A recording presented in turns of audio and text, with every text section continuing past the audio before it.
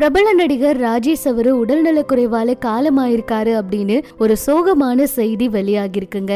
தமிழ் சினிமாவில இருக்க எல்லாருக்குமே இது மிகப்பெரிய அதிர்ச்சி செய்தின்னு தான் சொல்லணும். இவர் கன்னி பருவத்திலேயே படம் வழியா நாயகனா அறிமுகமானாரு. அதுக்கப்புறமா பல்வேறு படங்கள்ல நடிச்சிருக்காரு. நம்ம தமிழ் மட்டும் கிடையாது, மலையாளம், தெலுங்கு இந்த திரையுலகிலும் நடிச்சிருக்காரு.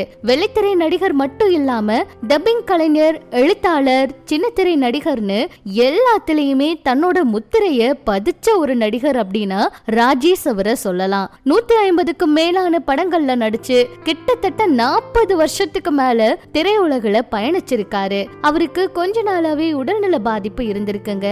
இந்த உடல்நல பாதிப்பால தான் அவர் திடீர்னு காலமாயிருக்காரு அப்படிங்கிற செய்தி இப்ப வெளியாகிருக்கு. இவரோட வயது 75ங்க.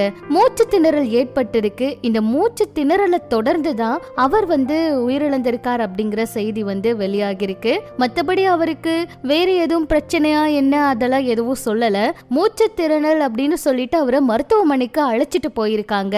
அதுக்கப்புறம் தான் மாரடைப்பு ஏற்பட்டு மருத்துவமனை கொண்டு செல்ற வழியிலேயே உயிரிழந்துட்டாரு அப்படிங்கிற மாதிரி ஒரு தகவல் வெளியாகிருக்குங்க. இந்த செய்தியை கேட்டதுமே சினிமா பிரபலங்கள் நிறைய பேர் அவங்களுடைய குடும்பத்துக்கு ஆறுதலை தெரிவிச்சிட்டு இருக்காங்க.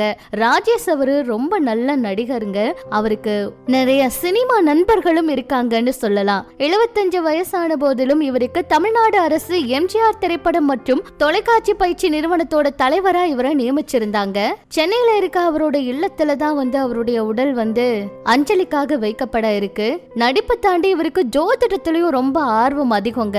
அந்த துறையிலும் இவரு ரொம்பவே கவனம் பெற்றவர்னு சொல்லலாம். முதல்ல இவரு நடிச்ச படம் கன்னி பருவத்திலே. இந்த படத்துல தான் கதாநாயகனா நடிச்சு வெற்றி பெற்றாரு. விஜய் சேதுபதி அவருடைய தர்மதுரை படத்துல ஒரு முக்கியமான கதாபாத்திரத்துல நடிச்சு ஒரு நல்ல வரவேற்பு பெற்றாருன்னு சொல்லலாம். வயதான போதிலும் சினிமாவில தனக்கு வர கதாபாத்திரங்களை நல்ல கதாபாத்திரங்களா தேர்வு செஞ்சு நடிப்பாரு. ஒரு நல்ல நடிகர் அப்படின்னு சொல்லலாம். நடிகர் கமல்ஹாசன் அவர் கூட சேர்ந்து சத்யா, மகாநதி, விருமாண்டி படங்கள்ல நடிச்சிருக்காரு. நிறைய புத்தகங்கள், கட்டுரைகள் எல்லாம் எழுதியிருக்காரு.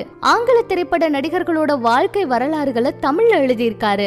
87, 91 வரைக்குமே எம்ஜிஆர் அவங்களுடைய மனைவி ஜானகி அவங்களை ஆதரித்து தீவிர அரசியல்லையும் இவர் ஈடுபட்டு இருக்காரு. கார்த்திகை தீபம் தொடர்ல முக்கிய கதாபாத்திரத்துல நடிச்சிட்டு இருந்தாரு. 40 வருஷத்துக்கு மேல தமிழ் திரையுலகில இவர் பயணிச்சு வந்ததுனால நிறைய இவருக்கு நண்பர்களும் இருக்காங்கன்னு சொல்லலாம். நம்ம சார்பாகவும் இவருடைய குடும்பத்துக்கு ஆறுதலை தெரிவிச்சுக்கலாம்.